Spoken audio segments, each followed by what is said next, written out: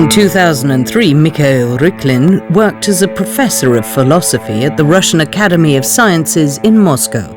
He was married to artist Anna Mikhalchuk.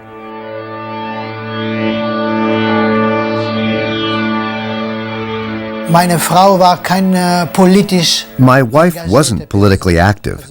She was an artist and quite a significant lyricist.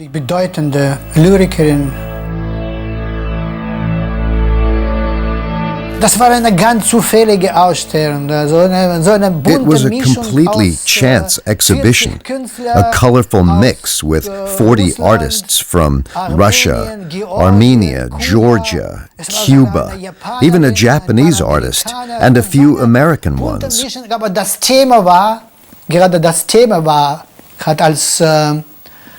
The subject turned out to be quite explosive. Beware religion, or watch out religion. The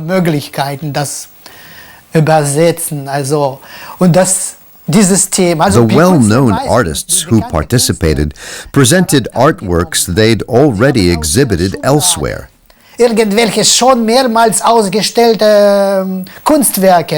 It wasn't such a significant exhibition as they'd do something special for it.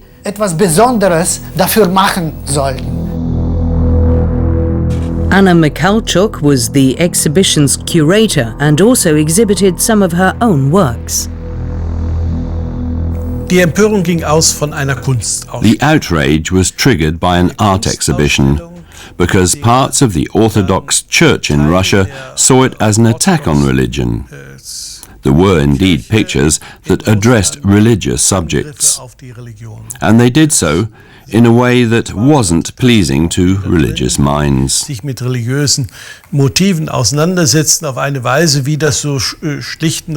there was something else. Nicht eingängig ist. Es kam noch etwas anderes hinzu. There was the age-old mix of violation of would-be or actual religious taboos and the depiction of sexuality, in this case homosexuality. Von Sexualität, in diesem Fall Homosexualität.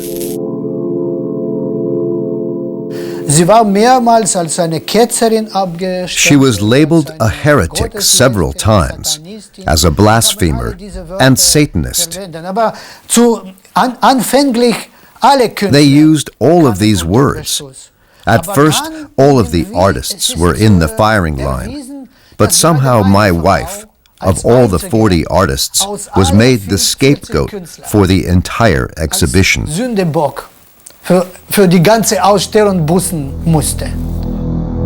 The exhibition in Moscow's Andrei Sakharov Museum was trashed by Orthodox extremists, and the case of Anna Mikhalchuk turned into a cause célèbre.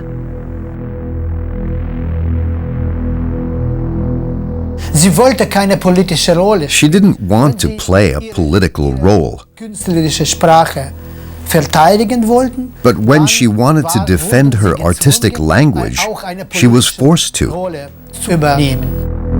In addition to the religious authorities, politicians became involved a little while later. Mikhail Ryklin's wife became the object of hatred for all the ultra-conservative groups and reactionaries in her home country. It's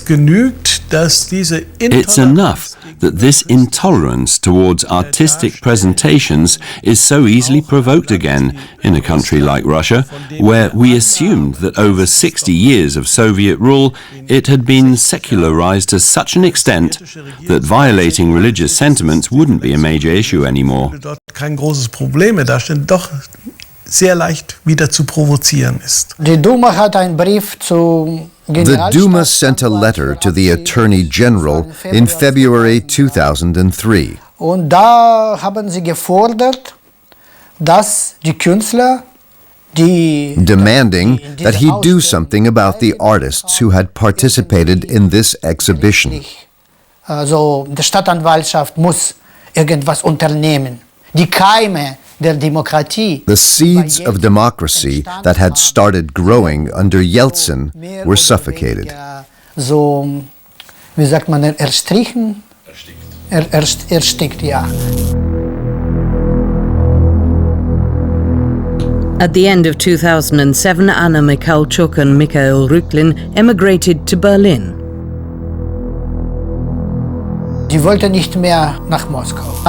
She didn't want to go back to Moscow. But on the other hand, she was closely connected to the language and the city. That was the tragedy.